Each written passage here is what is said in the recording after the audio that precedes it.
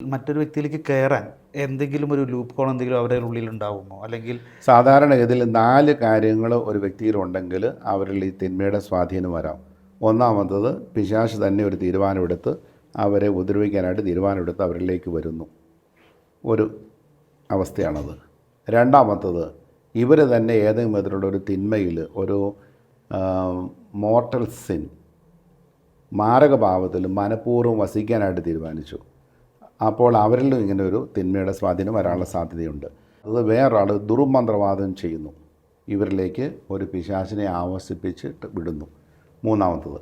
നാലാമത്തത് ഏതെങ്കിലും വിധത്തിലുള്ള ഒരു ഓബ്ജക്റ്റ് അറിവോടുകൂടിയോ അറിവില്ലാതെയോ അവരുടെ വീടുകളിൽ സൂക്ഷിക്കുന്നു, കയ്യിൽ സൂക്ഷിക്കുന്നു.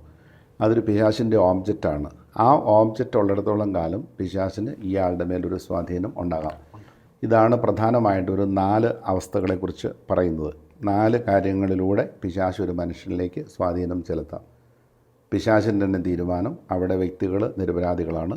സ്വന്തമായ ഒരു തീരുമാനം, മാരകഭാവങ്ങളിൽ വസിക്കാനുള്ള ആഗ്രഹം, മനസ്സ് തിരിയാനുള്ള താല്പര്യമില്ല, അവരെ വേണമെങ്കിൽ പൊസസ് ചെയ്യാം, നിർബന്ധമില്ല, വേണമെങ്കിൽ പൊസസ് ചെയ്യാം. മൂന്നാമത്തത് ഒരു ദുർമന്ത്രവാദത്തിന് അടിമപ്പെട്ടു പോയ ആളിലേക്ക് പിശാചുക്കൾ പ്രവർത്തിച്ച് അല്ലെങ്കിൽ പ്രവേശിച്ച് അതിന് പ്രശ്നങ്ങളുണ്ടാക്കാം.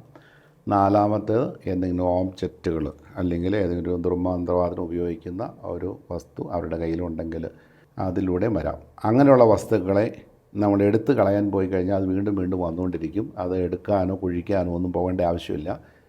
കൃപയുടെ ഒരു വൈദികൻ, എസോസിൻ്റെ ഒരു വൈദികൻ അതിനെ നിർവീര്യമാക്കി പ്രാർത്ഥിക്കുകയാണ്. ഇവിടെ ഏതെങ്കിലും വിധത്തിലുള്ള പൈശാചിക ശക്തികൾ പ്രവർത്തിക്കുന്ന വസ്തുക്കളോ അല്ലെങ്കിൽ അത്തരത്തിലുള്ള വസ്തുതകളോ ഇവിടെ ഉണ്ടെങ്കിൽ യേശുവിൻ്റെ നാമത്തിൽ നിർവീര്യമാകട്ടെ എന്ന് പറഞ്ഞ് ആശീർവദിച്ച് ഹന്നാമിള്ളം തെളിക്കുമ്പോൾ അത്തരത്തിലുള്ള ഓബ്ജക്ട്സ് എല്ലാം പ്രവർത്തനരഹിതമാകുകയാണ്. ഇത് എടുക്കാൻ പോയി കഴിഞ്ഞാൽ വീണ്ടും വീണ്ടും വന്നുകൊണ്ടിരിക്കും.